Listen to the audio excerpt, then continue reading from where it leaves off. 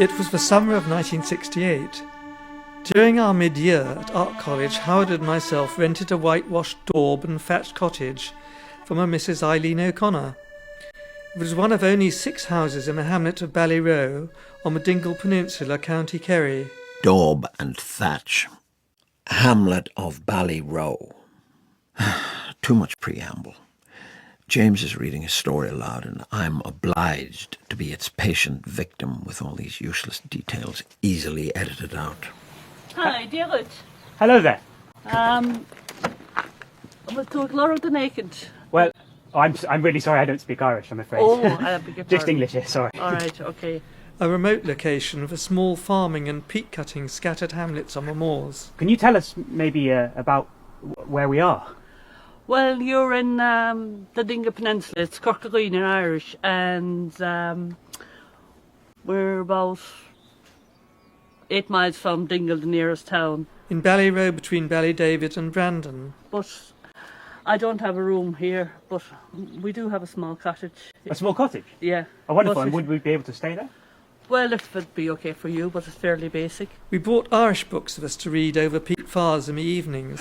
Peat fires in the evenings, tourist guide details, bones without marrow. Remember, this is James's story, not yours. So it should be for him to determine the telling of it and the way it's to be told. I'm just happening upon it as it wafts by me. Our favourite book, which we read aloud to each other, was 20 Years of Growing by Maurice O'Sullivan, about growing up in the Boscó Islands off the coast from the Dingle Peninsula. There is no doubt that youth is a fine thing, though my own is not over yet. And wisdom comes today. Did you never hear how the life of man is divided? 20 years a growing, 20 years in blossom, 20 years a stooping, and 20 years declining.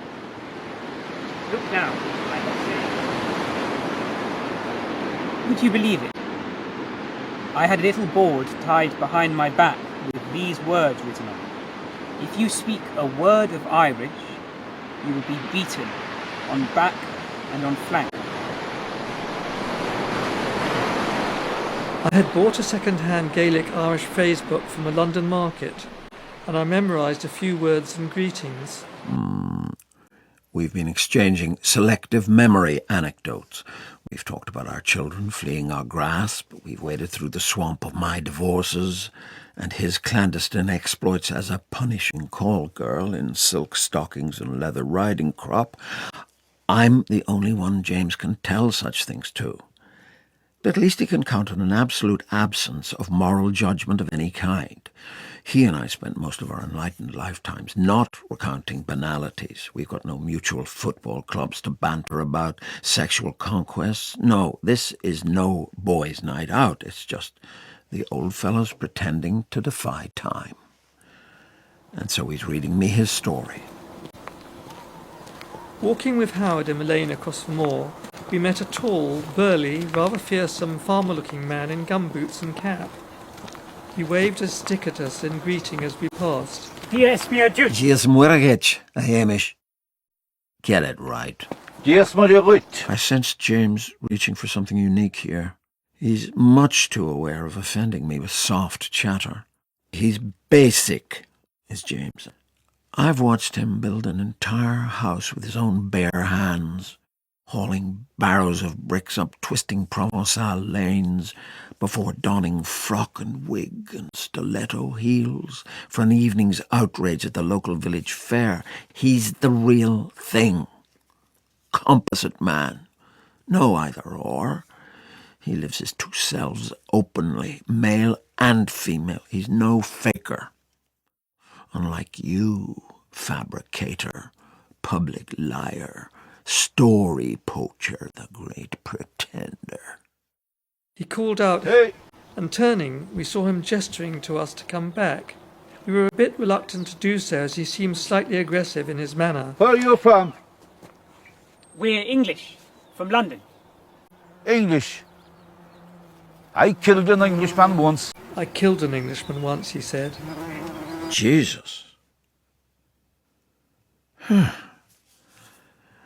I need to ask myself precisely how I'm going to listen to this. If I am James's chosen ears, then he knows me well enough to know he is swimming in shark-infested waters. But your mutual respect requires that you swim parallel, not all the while trying to anticipate the next sentence or the next event, letting your taste for a dramatic situation run riot as you listen. At this point, Howard and I were just about ready to run. What are you doing in these parts? We're reading Irish literature. Yeats and George Moore. Yeats and George Moore? Talking Irish literature with a killer?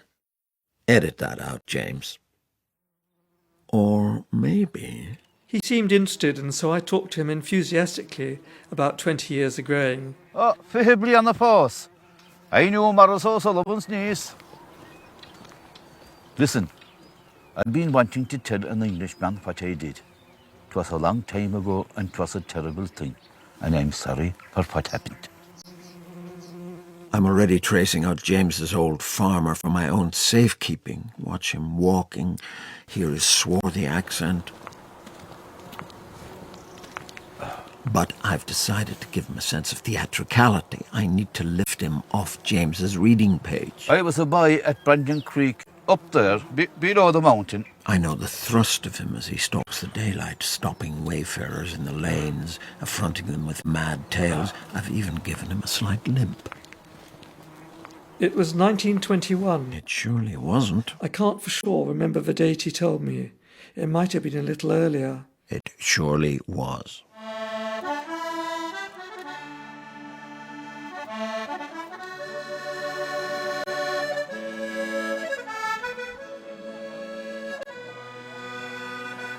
You see, a small country like ours, fighting for freedom as we were, had to use every and any means at our disposal to thwart the enemy activities and to eliminate them where possible. If it meant the elimination of certain people or certain things, well, it couldn't be helped, but it just had to be done. It was the time of the Troubles, and at the end of the uprising, when the Sinn Féinians came to our village. They were going to... Sinn Féiners. IRA men, but not Sinn Féinians. Get it right, boyo. 'Twas the time of the Troubles and the end of the uprising, when the Sinn Féiners came to our village. They were going to hide out in a cave on a mountain. But before leaving us to go to the cave, they called all the men and the boys that were over 14 years of age to a meeting in the village bar and told us that they expected us to show our loyalty to the nationalist cause.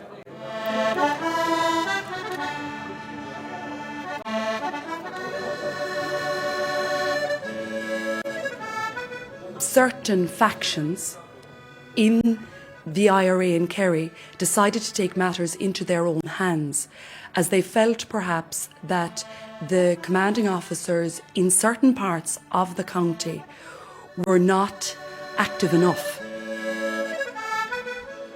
The Fenians put a revolver on the table and made us draw straws for it. The sharpest straw fell on me. I was just 14 years old and the youngest in the room. I was told to go out and shoot an Englishman. Go out and shoot an Englishman. There's surely a film scenario struggling to burst out. It has enough bones of popular mythology to create a dramatic carcass. It's a perfect way for an Irishman to scare the pants off a Brit. Describe an IRA assassination, the unspoken meaning being it might be you next, English art student boy. The only Englishman around about was the lighthouse keeper. I lay in wait for him up the lane, not far from here. He reached out and gripped my arm and said he wanted to show us where it had happened. He led us about a quarter of a mile down the lane and pointed to the hedgerow. It was hereabouts it happened. He always used to walk back the same way, and he wasn't armed. I had never fired a gun before. I waited until he was very close. I need to rewrite the scene. Who is this lighthouse man? What is he doing in a remote Dingle village? James's mention of the English lighthouse keeper is simply too anonymous, too wishy-washy to have any real tension. So I'm forced to give the fellow flesh before blowing his head off. It's basic literature, James. You don't have someone killed unless you first biograph him. Okay. This is the way the scene should go, might go. Killed by a mere boy on the cusp of puberty. And the IRA men purposely putting the bar as low as 14.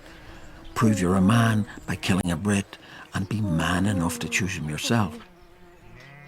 And all this for James's ears. James, who spent his adult life proving he's a man by often walking rough neighbourhoods in high heels and sheer black nylon stockings.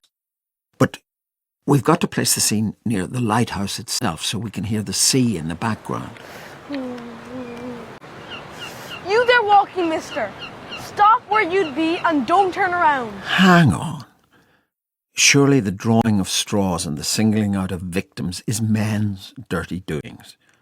It renders this village too one-dimensional. So I'm going to give the lighthouse keeper the gift of a daughter. I want to see if there might be some X-chromosomal involvement in the tale, some romantic attachment with the girl, some pubertal fantasy on the part of the assassin, maybe. Who knows? What would you be wanting with my father in that tone of voice? You know this boy, Jenny? No, not Jenny. What are you thinking here? You know this boy, Niamh? He's forever annoying me outside the classroom. What's your business with us, boy? We're just beachcombing and would rather be left to ourselves. Something's wrong here. Let's do it again. Tussa, tú hénig a siúlan son. Bant an áte hántú agus nácás timpo. Ken gnóha guts and domahir.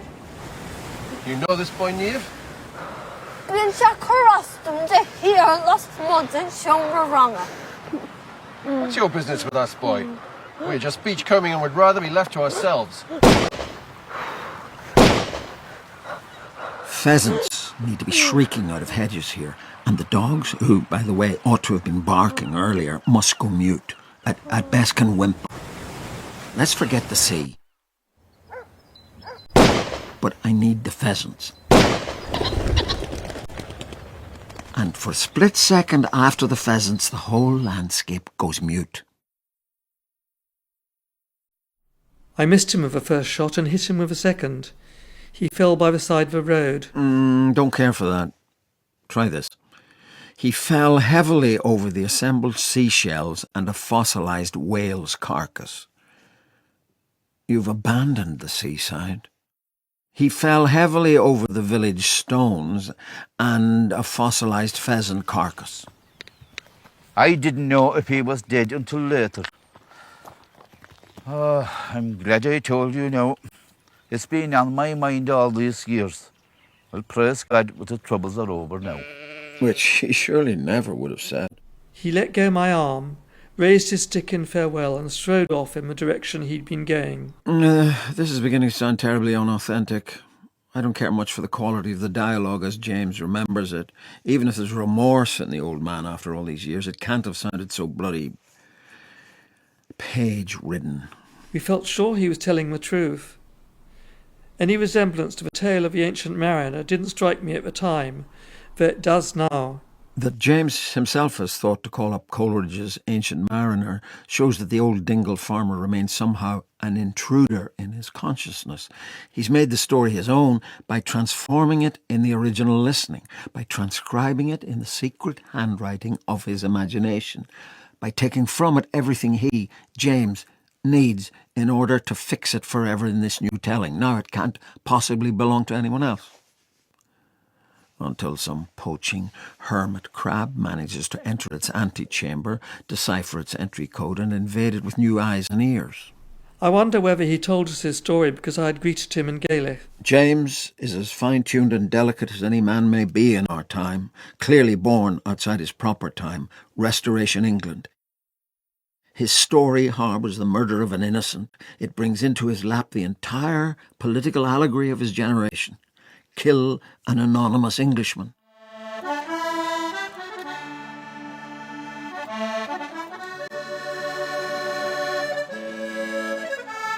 Knowing the utterly non-violent James, this can only have sat in his gut these many years like festering fruit. What pleases me is the thought that James, like his protagonist, has kept all this to himself all these decades, and that the Wellspring story itself, now over 80 years old, has only been dispensed with enormous discretion.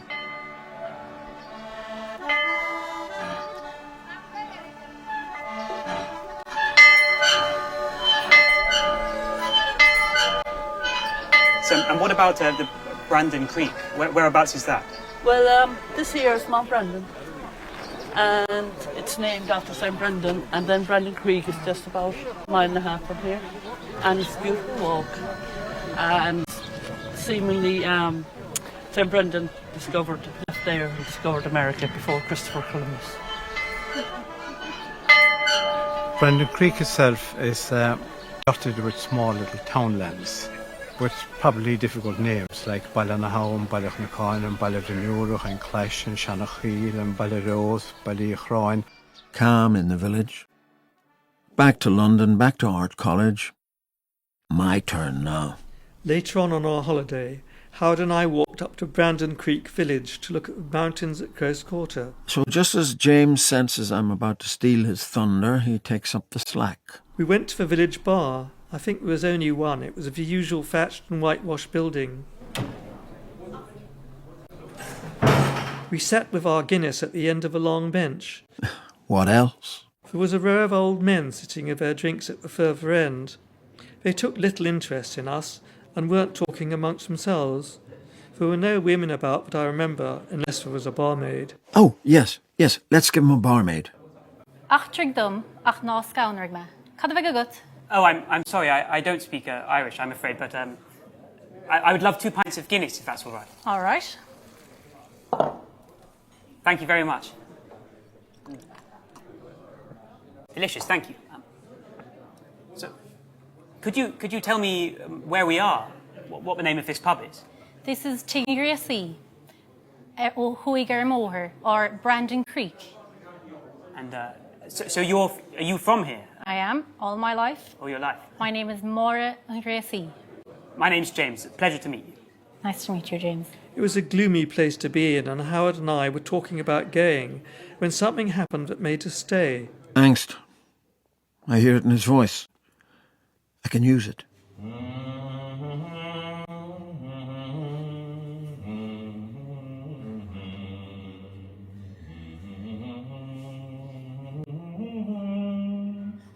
One of the old men started humming loudly.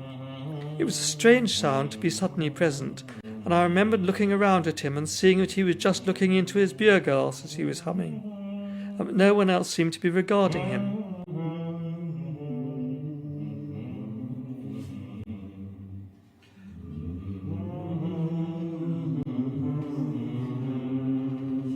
Soon others had taken up the humming, and the sound was loud and like a swarm of bees.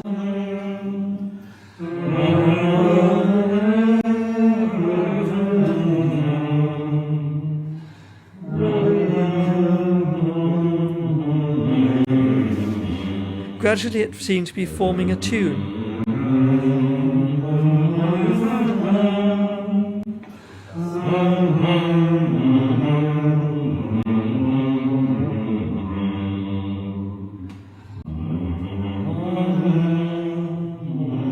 Then from a tune a voice began singing in Gaelic.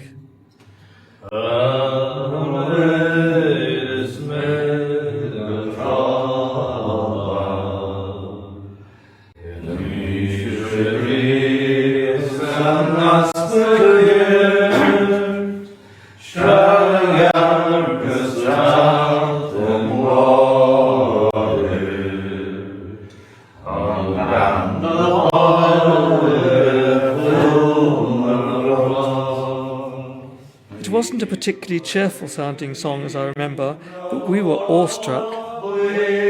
Not particularly cheerful is Anglo-speak for the adrenaline is flowing.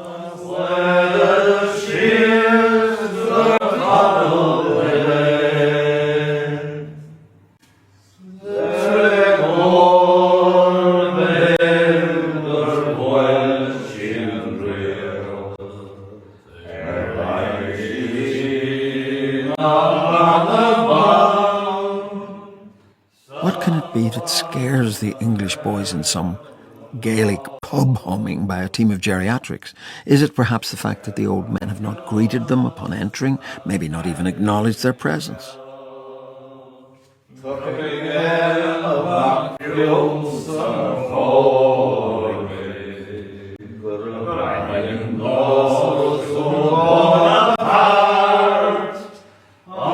A man got to his feet and without looking at anyone went to the centre of the room. Pulling his cloth cap down over his eyes, he started to do a shuffling sort of tap dance there on the flagstones, his feet dancing to the floor, his arms down at his sides.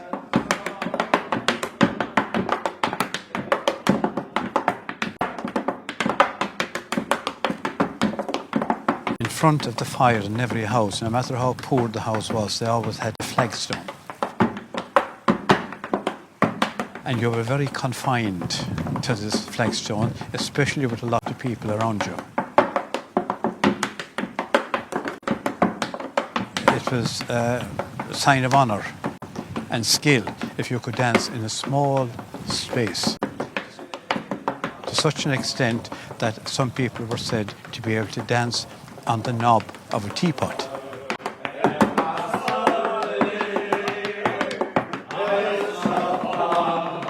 So the men do in fact speak to them, not with language but with humming and shuffle dancing. Why? What's the message here, James? The singing and humming ended, and the man returned to his seat and continued to sip his beer, looking down into the glass like the others. Nothing was said, and nothing more happened. What? I've not expected this. Howard and I finished our Guinnesses and left. James has suddenly shuffled the deck and placed the ace of spades somewhere in its midst. Has he done this explicitly to throw me off the track, knowing that a good exchange of anecdotes can be a form of canny combat between the storytellers? He might simply have walked away from the old assassin in the middle of the village, gone back to his peat fire seminars on Irish literature, and left it at that. Why has he chosen to bring in this second scene?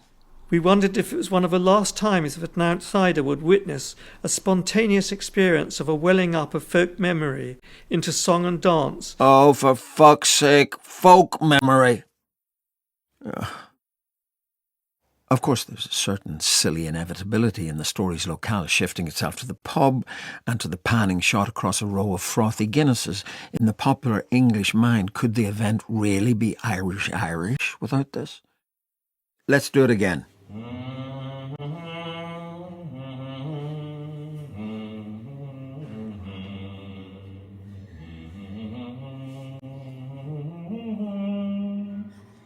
No one says a word in the Brandon Creek pub.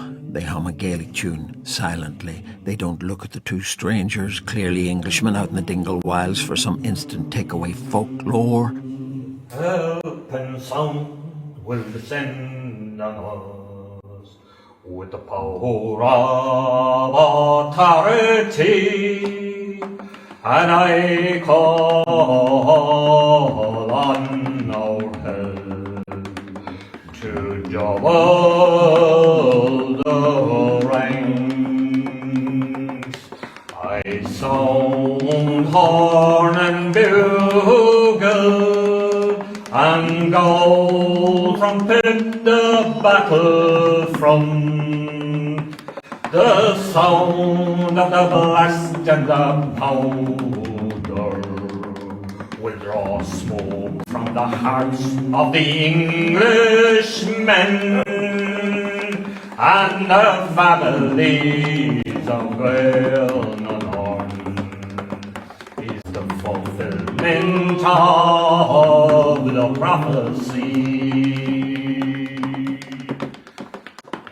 Listening to this now, I wonder, is it merely the local way of saying, this is us, that is you, hold your hour, boys, have another before you shut the bleeding door behind you? A way of colouring in the invisible borderline existing between them, a means of reaffirming some ancestral solitude.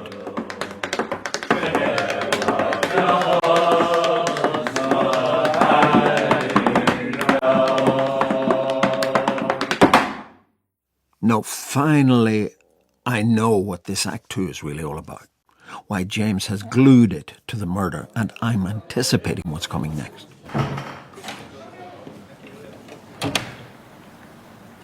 You there, walking out of the pub. The story's not finished. What comes next?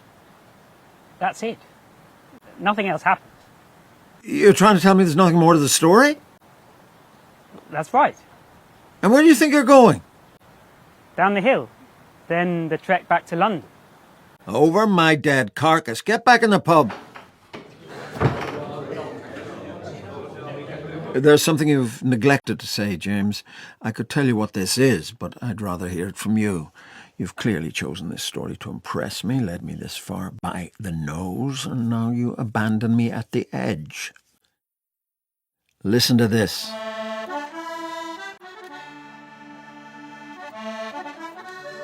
The sharpest straw fell to myself. I was told to go out and shoot an Englishman. I killed an Englishman once. Tusa, tú hénig a siúlan son. Bant an áte hán tú agus bnáchas timpo. Ken gno how gups it do matter. We're just beachcombing and would rather be left to ourselves.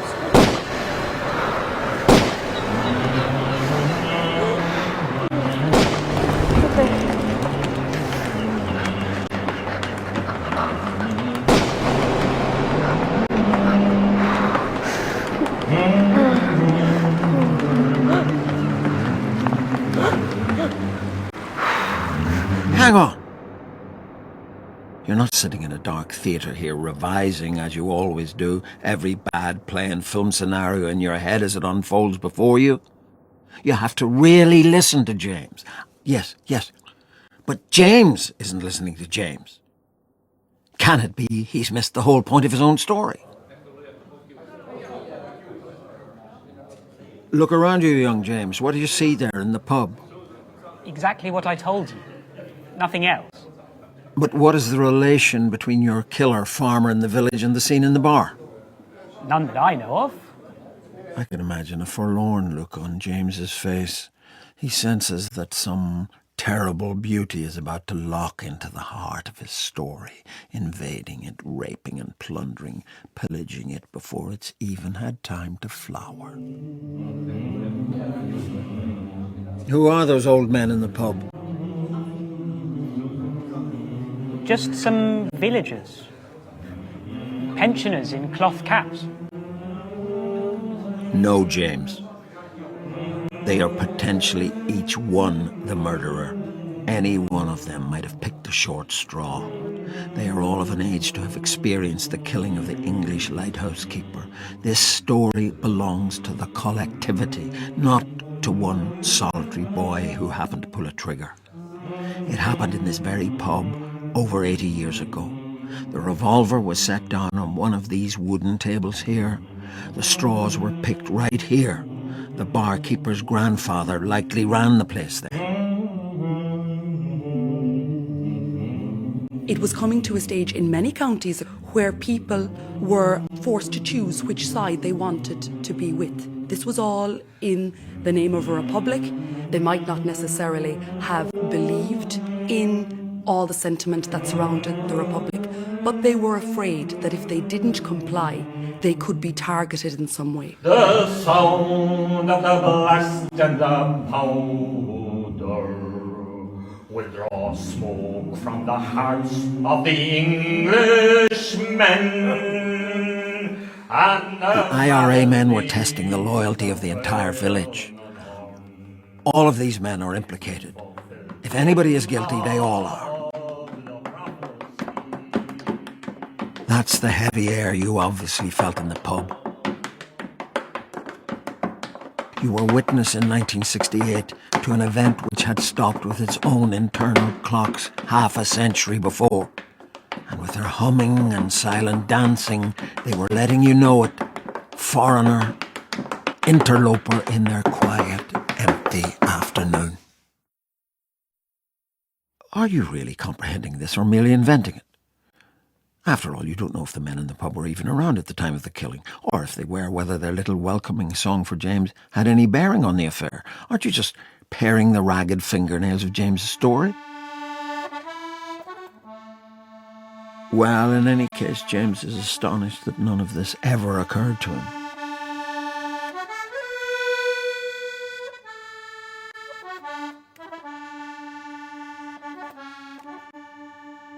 Nearly 20 years after he first told me his story, I find James once more, this time in Southsea, near Portsmouth, where he reads me his primordial tale all over again.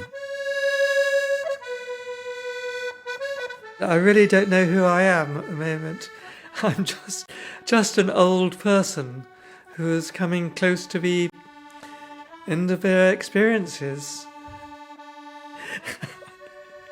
Yes, I do feel like the ancient mariner telling my story about Ireland to everybody I meet whenever Ireland is mentioned. I don't know why, but it's stuck in my mind and it always seems relevant to me. But there we are, it's a long time ago, and so I tell the tale.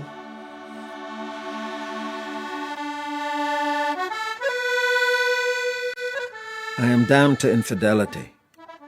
I once interviewed a South African paleontologist who claimed that William Shakespeare had access to marijuana and cocaine. But in talking to this essentially uninteresting man, I took him in, took his story away from him, creating in my head my own story about him. This gentle professor who'd never taken more than an aspirin in his lifetime, yet fantasized about the bard on dope.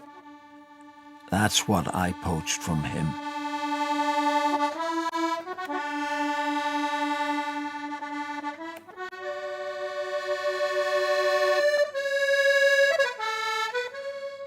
And I'm remembering the night of first listening to James's story many years ago, and how I swallowed it, then spit back its offal in my own twisted shape. And musing about old Mr. Shakespeare, the greatest poacher of other people's stories who ever lived, lying on his bed at New Place, smoking his clay pipe full of the latest consignment of hash from the New World, wondering whose work he might plunder and embellish next season at the Globe, telling stories about people telling stories.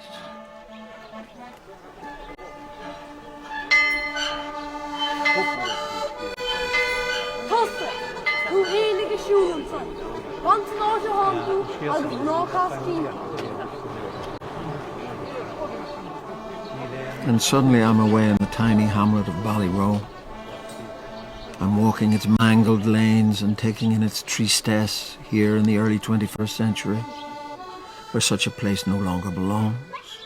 You couldn't even find it on a map if you didn't know it was there. Hi, David. The landlady, Eileen O'Connor, is long gone, but... My name is Jannette O'Connor. I'm the daughter of Eileen O'Connor, who rented a little cottage just down the road to two English people in 1968. And then, James, I stroll up the road a piece to what you call Brandon Creek Village, which isn't a village at all, but only a small harbour and a couple of townlands, a few scattered farms and houses. There was two pubs there. There was a Welsh's pub, today called An Bóthar, and the second pub was called Tiggy. And the little pub where the pensioners put the fear of Kerry into you is long since gone with the wind.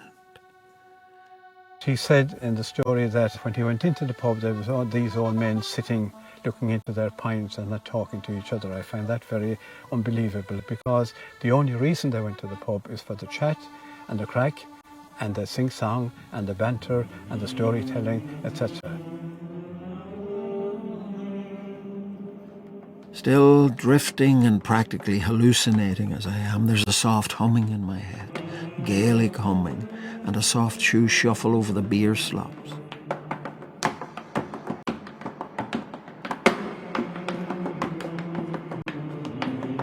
And if there was any dancer amongst them, they tried to entice the dancer to dance. If he had a pint or two, he would dance. And maybe they wanted to impress the English people as well.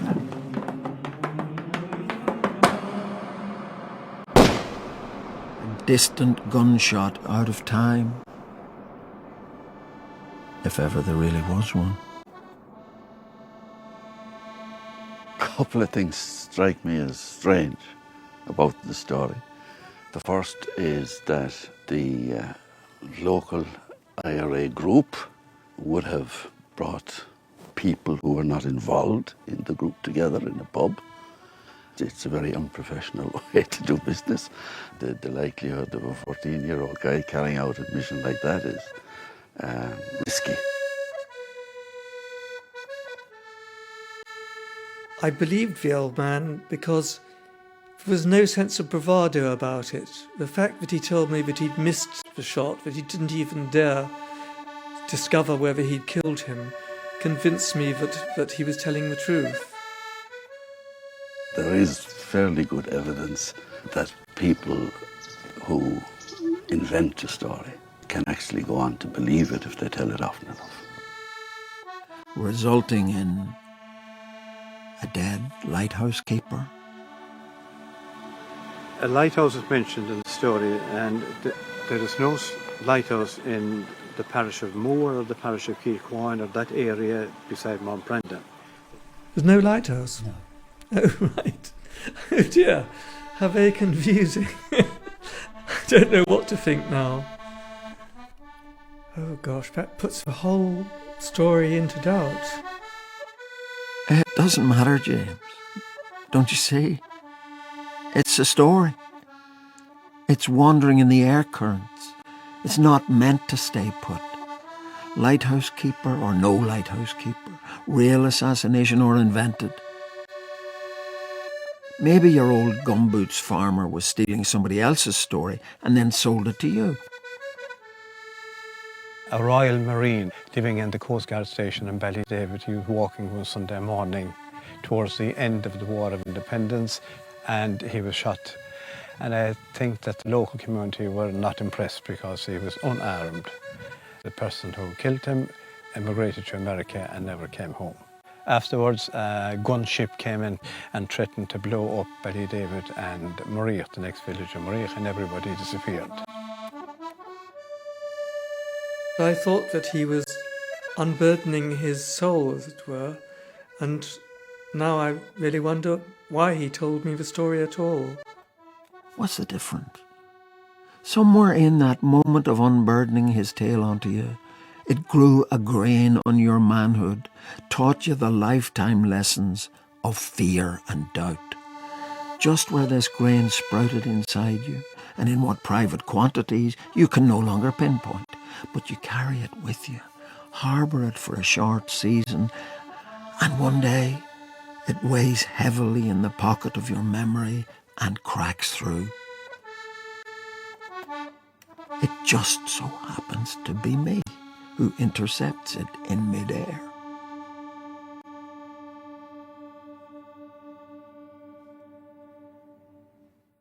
It grows hot in my hands and scalds me forever.